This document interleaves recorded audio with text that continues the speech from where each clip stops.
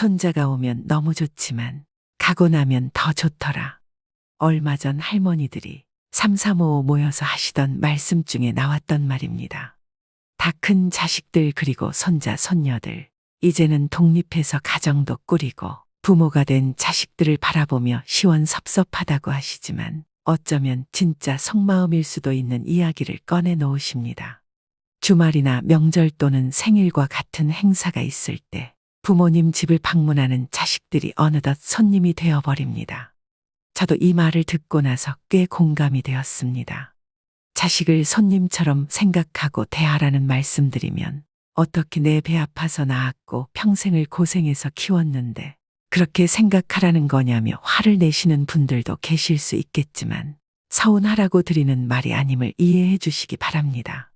자식들이 성인이 되어 우리의 곁을 떠날 때까지 잠시 함께하는 손님이라고 생각하고 산다면 기대하고 바라는 마음을 조금은 내려놓을 수 있을 것입니다. 그리고 떠날 손님이기에 함께하는 시간을 더욱 소중하게 생각할 수 있으며 나의 소유물이 아님을 알기에 충분히 존중하는 마음을 낼 수 있습니다. 서로 사랑하는 마음과 추억을 공유할 뿐 다 큰 자식을 생각하는 마음은 그 이상도 그 이하도 아니어야 함을 이제야 조금은 알겠습니다. 또한 자식이 부모를 생각하는 마음과 부모가 자식을 생각하는 마음은 다르다는데 이견이 없을 것입니다. 냉정하게 들리시겠지만 자식은 부모의 마음을 다 이해하지도 이해할 수도 없을 것입니다. 자식을 독립된 성인으로 다 키웠으면 우리들의 할 일은 그것으로 충분합니다. 이제는 우리들의 남은 인생을 어떻게 건강하게 보낼지, 무엇을 하며 행복하고 즐겁게 가꾸어 나갈 것인지에 대해서만 생각하며 살아도 결코 길지 않은 시간들이 남았을지도 모르겠습니다. 여기 자식들이 찾아와도 반갑지 않은 한 할머니의 사연을 소개하겠습니다. 자식들이 오랜만에 주말을 맞아 김할머니의 집을 방문했습니다. 그러나 어쩐 일인지 반갑게 맞아주지도 않고 문만 열어주고는 다시 방으로 들어가셨습니다. 어머니, 저 왔어요? 웬일로 왔냐? 엄마 보러 왔죠. 왜긴요? 그러냐? 난 바쁘니까 잘 쉬었다 가라. 할머니는 자식들과 손주들에게까지 눈길도 주지 않고 자신의 방으로 들어가 버리셨습니다. 언뜻 보기에 오랫동안 서운함이 쌓여 있는 것 같은 김할머니와 자식들에게는 어떤 사연이 있는 걸까요? 할머니는 어릴 적 10살도 채 되기도 전에 어머니가 오랜 지병으로 세상을 일찍 떠나면서 가족 모두가 농사를 짓기 위해 작은 시골 마을로 이사를 하셨습니다. 그렇게 가족들과 논농사와 콩농사를 지으며 생계를 꾸리다 할머니는 19의 꽃다운 나이에 띠동갑 연상의 군인이었던 남편을 만나 결혼을 했습니다. 결혼하고 초반에는 남편이 너무 잘해주었기 때문에 일찍 돌아가신 어머니의 빈자리를 느끼지 못할 만큼 행복한 날들을 보냈습니다. 하지만 그 행복은 오래가지 못했죠. 전쟁이 발발해 다른 나라로 파병을 가게 되었습니다. 그러다 무사히 돌아온 남편은 할머니와의 사이에 2명의 자식을 낳아 기르게 되었습니다. 그러나 시간이 갈수록 전쟁 후유증을 앓게 된 남편이 술에 찌들어 사는 날들이 많아졌습니다. 사람이 전쟁이나 고문, 자연재해, 사고 같은 감당하지 못할 큰 사건을 겪은 후에는 공포감이나 불안감, 우울증이나 불면증 등을 경험하는 경우가 대다수인데 할머니의 남편도 이를 피해갈 수 없었습니다. 할머니의 남편은 점점 술을 마시는 빈도가 높아졌고 심지어 폭력을 행사하기까지 했습니다. 남편과 좋은 추억들이 많았던 할머니는 어쩔 수 없이 망가져가는 남편을 두고 도망갈 수 없었지만 차마 아이들까지 맡고 자라게 둘 수 없다는 판단에 고향에 있는 이복동생 집에 자식들을 맡겼습니다. 할머니는 자식들이 어딜 가서 크든 지금 여기보다는 훨씬 나을 거라 생각했던 것입니다. 아빠의 폭력을 피할 수는 있었지만 자식들은 그곳에서 심한 차별을 겪어야만 했죠. 할머니는 열심히 쉬지 않고 농사를 지어번 돈 대부분을 이복동생에게 보냈지만 할머니의 자식들에게 따뜻한 밥을 양껏 주지도 않았고 힘든 일까지 모두 시키곤 했습니다. 얘들아, 빨리 일어나지 못해. 밥값은 해야 할 거 아니냐. 이복 동생도 사정이 그다지 넉넉하지 않았기에 자식들은 꿀꿀이 죽을 먹어야 했습니다. 꿀꿀이 죽은 돼지 먹이로 사용해야 할 정도의 조악한 재료들로 끓여냈는데 대부분은 미군 부대에서 식사를 마치고 버린 음식물 쓰레기들이었습니다. 휴전 이후에도 우리나라 경제 사정은 워낙 궁핍했던 탓에 1970년대 초중반까지도 미군 부대 근처 시장이나 골목의 허름한 식당에서 많이 팔았던 것이 바로 이 꿀꿀이 죽이었습니다. 이렇게 자식들은 부모 곁을 떠나 힘든 어린 시절을 보내야 했습니다. 하지만 시간이 지나고 남편까지 세상을 떠나면서 자식들을 집으로 불러들였습니다. 그간 어린 자식들을 손수 키우지 못한 것에 대한 죄책감이 너무나 크게 마음속에 자리 잡고 있었기에 모든 것을 자식들을 위해 희생하며 살아오셨습니다. 자식들이 그저 공부에만 전념할 수 있도록 집안일도 농사일도 모두 할머니 스스로 도맡아 했으며 자식들이 하고 싶다는 것이 있으면 무엇이든 아낌없이 지원해 주었습니다. 그렇게 오랜 시간이 흐르고 자식들은 모두 성인이 되어 결혼까지 했습니다. 김할머니는 그래도 꽤 오랜 시간 뒷바라지를 하며 자식들 모두 출가시키니 이제는 마음이 한결 가벼워짐을 느꼈습니다. 자식들이 독립했음에도 집에 자주 찾아왔고 집에 찾아올 때면 자식들을 위해 바리바리 준비해 한 보따리씩 싸주며 결혼했음에도 무엇 하나라도 더 챙겨주고 싶은 마음뿐이었지요. 그렇게 두 손 가득 챙겨줄 때마다 정성스레 꾹꾹 눌러 쓴 손편지도 같이 건네주었습니다. 그간 고생한 것이 조금은 보답받는 듯 며느리도 어찌나 싹싹한지 어머니 하며 애교도 많았고 아주 살갑게 굴어서 마음에 쏙 들었습니다. 어머니, 어디 아프신 데 없으시죠? 부탁할 일이라도 생기면 언제라도 얘기하셔야 해요. 그래, 너무 고맙구나. 새아가. 며느리는 할머니가 챙겨줄 때마다 고맙다고 기쁜 얼굴로 받았고 그래서인지 할머니는 하나라도 더 챙겨주고 싶었습니다. 그날도 어김없이 놀러온 아들 내외에게 음식과 간식까지 한가득 손에 쥐어주었습니다. 그날 할머니는 저녁에 산책을 가려고 나섰는데 길가에 버려진 간식구러미를 보게 되었습니다. 저게 뭔가 싶어 가까이 다가갔던 할머니는 오전에 자신이 자식에게 주었던 그 간식과 같은 것임을 확인했습니다. 그 간식은 주변에서 구할 수 있는 간식이었기에 누가 저 아까운 것을 먹지도 않고 그냥 다 버렸을까 생각하며 확인해 보니 그 안에는 할머니가 정성스레 적어내려간 손편지가 함께 들어 있었습니다. 그랬습니다. 할머니가 주었던 음식들과 간식들 대부분이 아들과 며느리가 차에 타기 전에 그 동네에 버리고 간 것이었습니다.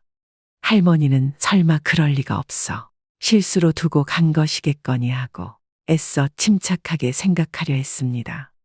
다음번에 아들 내외가 왔을 때 마찬가지로 간식들을 가득 챙겨주러 안방에 들어갔던 할머니는 아들과 며느리가 수군대는 소리를 듣게 되었습니다. 할머니는 작은 소리들에도 잠을 잘 못 주무실 만큼 귀가 예민한 편이셨기에 며느리가 작게 하는 말소리가 다 들렸습니다.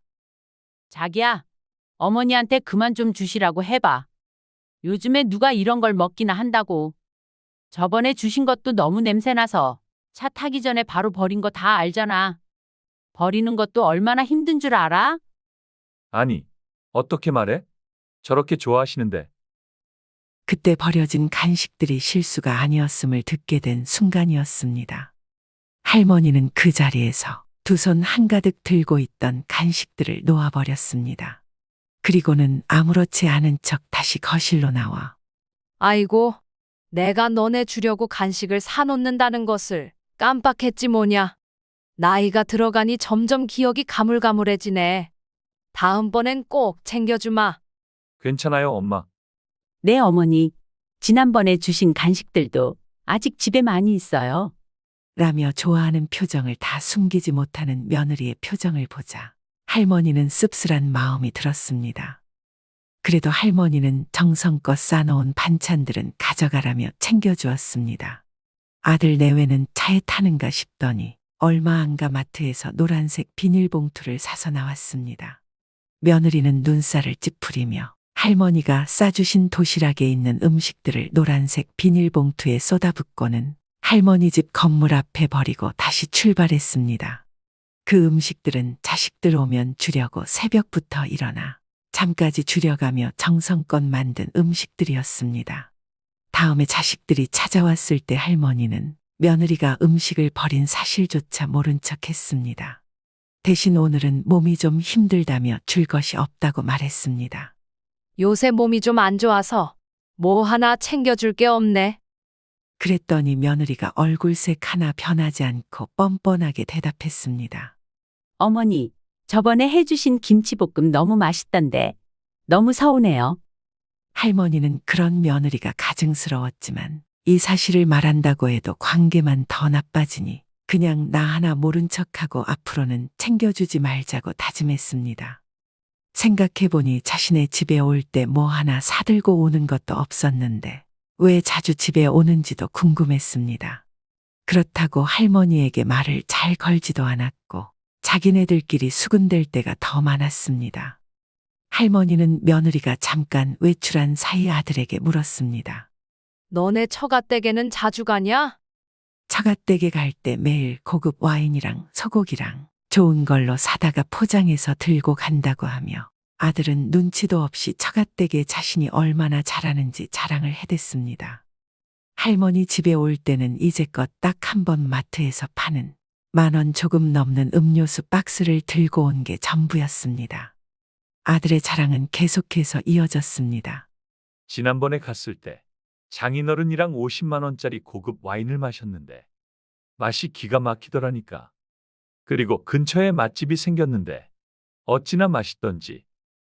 이렇게 자랑만 하면서도 끝까지 엄마 모시고 한번 가야겠다는 빈말조차 하지 않았습니다.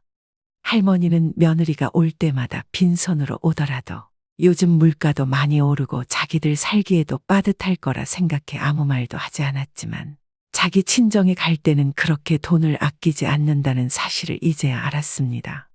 눈치 없는 아들놈은 할머니의 표정이 좋지 않음을 이제서야 느꼈는지 화제를 이내 돌립니다. 그건 그렇고 엄마, 여기 집값 많이 올랐더라. 기분 좋겠어, 엄마. 집값이 많이 오르고 말고가 뭐가 중요하냐? 어차피 죽을 때까지 이 집에서 살아야 하는데. 그 말을 하고는 할머니는 잠깐 친구와 통화를 하러 안방으로 들어갔습니다. 그러는 사이 아들과 며느리가 집안 구석구석을 살펴보기 시작했습니다. 할머니가 통화를 마치고 거실로 나오려는데 서곤서곤하게 말하는 말소리가 들려왔습니다. 여기는 우리 아들 공부방으로 하면 될 것 같고 저기 큰 방은 자기랑 나랑 쓰면 될 것 같은데 요새 시세가 많이 올라서 지금 팔면 딱 좋겠는데 그냥 사는 것도 생각해 봐야겠다. 근데 자기야, 언제 우리 여기로 이사 올 수 있는 거야? 조금만 기다려봐. 요새 엄마가 치매기가 있는 것 같으니까.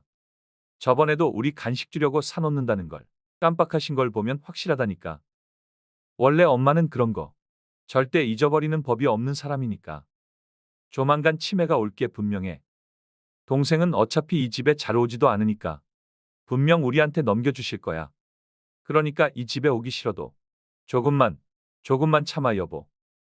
집을 주겠다고 단 한 번도 입 밖으로 꺼낸 적도 없었고 나중에 눈 감을 때나 돼서야 주려고 했지만 아들 내외는 할머니의 의견은 안중에도 없었고 미리 자기네들이 이 집을 어떻게 사용할지에 대해서 이야기하고 있었습니다. 할머니는 화가 나다 못해 어이가 없었습니다. 엄마가 어릴 때 나 버린 것에 대해서 엄청나게 미안해 하시거든. 내가 불쌍한 척 부탁하면 다 들어주실게. 틀림없다니까. 할머니는 아들을 버린 게 아니라 아들을 지키기 위해 어쩔 수 없는 최선의 방법이라 선택했다고 생각하며 사셨지만 아들은 어릴 적 자신이 엄마에게 버려졌다고 생각했던 것 같습니다. 하지만 남편이 먼저 세상을 떠나고 아들을 바로 데려오면서부터 그 죄책감에 누구보다 자식들만을 위해서 헌신하며 살아오셨습니다. 그랬기에 아들과 며느리의 대화 내용을 들은 할머니는 크게 실망했습니다. 얼마 후 어버이날이 다가왔습니다. 저녁에는 처가댁에 가기로 했다면서 할머니와는 점심 약속을 잡았습니다. 자식들 큰 돈 쓰는 게 부담될까 항상 이곳이 가장 좋은 것 같다며 매해 여기로 가자고 졸랐던 건 할머니였습니다. 하지만 할머니도 오늘만큼은 고급진 음식을 먹고 싶었습니다. 요즘 새로 생긴 대게집이 좋을 것 같다며 오늘은 그곳으로 가자고 했습니다. 하지만 그곳으로 가자고 하자 아들 내외는 당황한 기색이 역력했습니다. 사실 그곳은 저녁에 처가댁과 함께 가기로 예약해둔 곳이었습니다. 며느리는 손주 핑계를 대며 손주가 해산물을 싫어한다고 말해서 그날도 어김없이 매해 갔던 갈빗집으로 향했습니다. 할머니는 그래도 그날은 오랜만에 딸도 찾아와서 기분이 조금 나아졌습니다. 그날은 유일하게 할머니가 막걸리도 한 잔 마시는 날이었습니다. 막걸리를 한 잔 마셔 기분이 조금 풀리는가 싶은 그때 자식들이 밖에서 말하는 소리가 들려왔습니다. 할머니는 창가 쪽에 앉았고 그 시간은 대낮이었기 때문에 밖의 소리를 다 들을 수 있었습니다. 오빠, 이번에는 누가 계산할 거야? 많이 나온 것도 아니니까 오빠가 낼 거지? 나는 저녁에도 처가에 가서 돈 많이 써야 되는데. 돈 벌어서 다 처가에만 갖다 바치는 거 아니야? 야, 나 좀 봐주라. 아내 눈치 보기 힘들다. 내가 계산한다고 하면 아내가 노발대발할 거야. 나도 요새는 좀 힘들어. 그리고 엄마 집에 가서 이것저것 많이 받았을 거 아니야? 엄마가 자식한테 주는 걸 오죽이나 좋아해. 야, 너는 집에나 오면서 그런 얘기를 해라. 거기 가는 게 얼마나 귀찮고 힘든 줄 알아? 할머니는 점점 언성까지 높여가며 싸우는 자식들을 보며 그 자리에서 일어났습니다. 그러고는 고기를 반도 채먹지 않고 뒷주머니의 흰 뭉치에서 돈을 꺼내 계산대로 향했습니다. 잠시 후 다시 자식들이 돌아왔고 할머니는 잠시 화장실에 다녀오겠다고 말하고는 집으로 발걸음을 옮겼습니다. 바로 집으로 가면 자식들이 찾아올 게 뻔했기에 근처 공원으로 발걸음을 돌렸습니다. 그날 공원은 사람도 한 명 없었기에 굉장히 고요했습니다. 들리는 건 할머니가 숨죽여 우는 울음소리뿐이었습니다. 집에 들어갔을 때는 자식들이 돌아와 있었습니다. 할머니는 조용히 방으로 들어가 다시 한번 숨죽여 우셨습니다. 그 사실을 아는지 모르는지 자식들은 거실에서 TV를 크게 틀어놓고 큰 소리로 웃어댔습니다. 그 웃음소리가 할머니를 더욱 비참하게 만들었습니다. 하나같이 계산적인 자식들의 모습을 볼 때마다 차라리 가진 게 없었으면 오히려 속이라도 편할 것 같다는 생각이 들기도 했습니다. 할머니는 이렇게 가족이 남보다 못하다는 생각이 들 때 살아온 세월이 부정당하는 것 같고 서글퍼지고 우울해지기까지 했습니다. 할머니는 그날 속으로 다짐하고 또 다짐했습니다. 더 이상은 부모 노릇은 그만하고 오로지 자기 자신만을 위한 삶을 살아가야겠다고 말입니다. 할머니는 이날부터 자식에게 기대하고 의지하는 마음을 내려놓았습니다. 예전에는 자식들 어릴 때 키우지 못한 것에 대해 미안했기에 자식들에게 서운한 소리를 들어도 참고 넘어가기 일쑤였고 작은 부탁이라도 하려면 귀찮은 내색을 팍팍 내는 자식들 얼굴을 그저 바라볼 수밖에 없었습니다. 하지만 이제 할머니는 부탁하는 일을 줄이기 위해 스스로 배우기를 시작하셨습니다. 버스 타는 것부터 택시 잡는 법, 병원 접수하고 진료받고 계산하는 일 등 실수도 해가며 하나씩 배워나갔습니다. 그러면서 차라리 지나가는 모르는 사람에게 부탁하는 게 자식들에게 부탁해 귀찮아하는 모습을 보는 것보다 마음이 편했습니다. 사는 집도 주택연금을 받기 위해 정보를 알아보았습니다.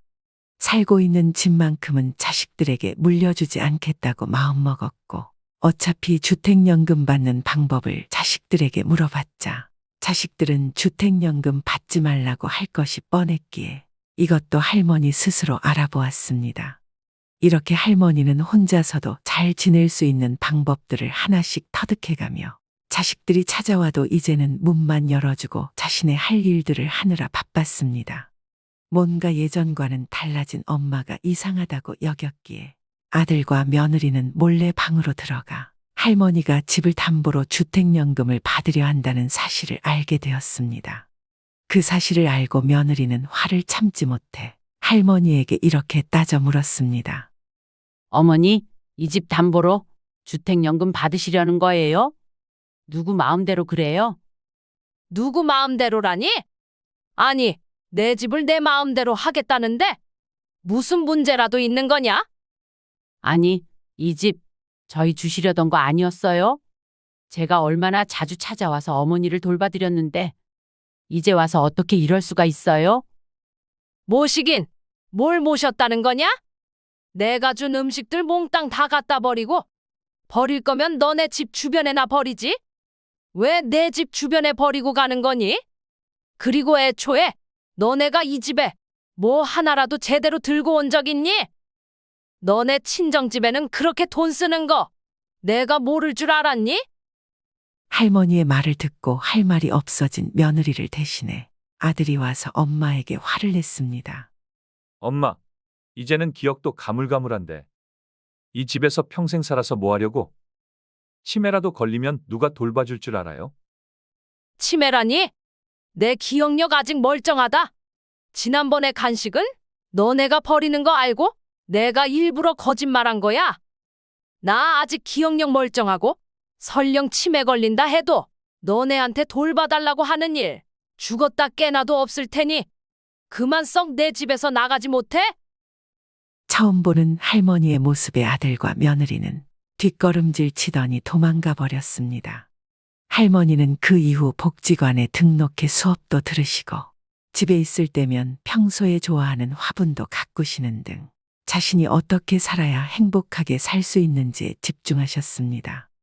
할머니는 모아둔 약간의 돈과 연금으로 나오는 돈을 이제는 자기 자신을 위해 사용해가며 남은 노후를 더 이상 자식들에게 의지하지 않고 자기 자신만을 위한 삶을 사셨기에 그렇게 사는 하루하루가 정말 꿈만 같고 행복했습니다.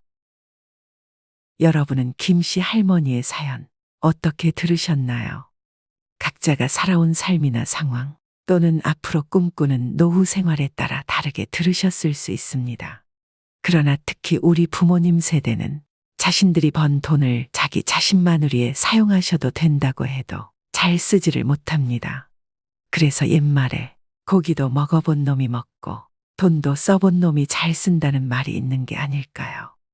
자신들이 번 돈임에도 불구하고 끝까지 아끼고 아껴서 얼마라도 자식들에게 남겨주고 떠나고 싶어 하는 게 지금의 부모님 세대인 것 같습니다. 평생을 자식들을 위해 애쓰고 고생했으면 이제는 자기에게 선물도 주고 자신만을 위해 사용해도 누가 뭐라고 할 사람 없지만 그렇게 다 주고도 자신한테 쓰는 돈은 아까워합니다. 그러나 여러분, 이제는 100세 시대라고 말합니다. 우리의 노후가 길어지고 있습니다. 은퇴 후 자그마치 3, 40년을 살아가야 할 수도 있다는 말입니다. 자식에게 조금이라도 남겨주려고 애써 움켜쥐고 있기보다 얼마라도 있다면 김씨 할머니처럼 우리도 내가 번 건 내가 잘 쓰다가 죽겠다고 생각하셔야 합니다. 자식들은 이만큼 다 키웠으면 우리의 할 일은 다 끝났습니다. 자식들도 자식들 인생 잘 살아갈 것이고 우리도 우리의 남은 인생을 잘 살아가야 합니다. 자식들에게 물질적인 것을 남겨주려고 생각하지 않으셨으면 좋겠습니다. 우리가 다음 세대에 남겨줄 수 있는 것은 물질적인 것이 아니라 사랑이라는 이름의 감정과 추억이 되었으면 좋겠습니다. 열심히 달려온 우리 자신에게 오늘은 무엇을 선물할지, 오늘은 얼마나 더 행복한 추억을 줄 수 있을지 고민해보는 시간이 되셨으면 좋겠습니다. 우리들의 인생에서 가장 중요한 것은 바로 잘 쓰고, 잘 먹고, 잘 노는 일이라는 말도 있습니다. 스스로를 사랑할 수 있을 때 다른 사람들도 나를 진정으로 사랑해 줄 수 있습니다. 여러분은 충분히 사랑받을 자격이 있으신 분들입니다. 오늘의 내용이 모든 구독자분들의 힘들고 지친 마음에 한 줄기 따뜻한 희망의 빛이 되었으면 좋겠습니다. 노인이 행복한 나라가 되는 그날까지 함께 하겠습니다. 오늘도 시니어 톡톡과 함께 해주셔서 무한한 감사를 드립니다. 여러분의 행복한 인생 이막을 언제나 응원하겠습니다. 오늘 내용이 도움이 되셨다면 주위 분들께도 공유 부탁드립니다. 다음 시간에 더 유익한 내용으로 찾아오겠습니다. 구독과 좋아요, 알림 설정은 제작에 큰 힘이 됩니다. 오늘도 행복한 하루 보내세요. 감사합니다.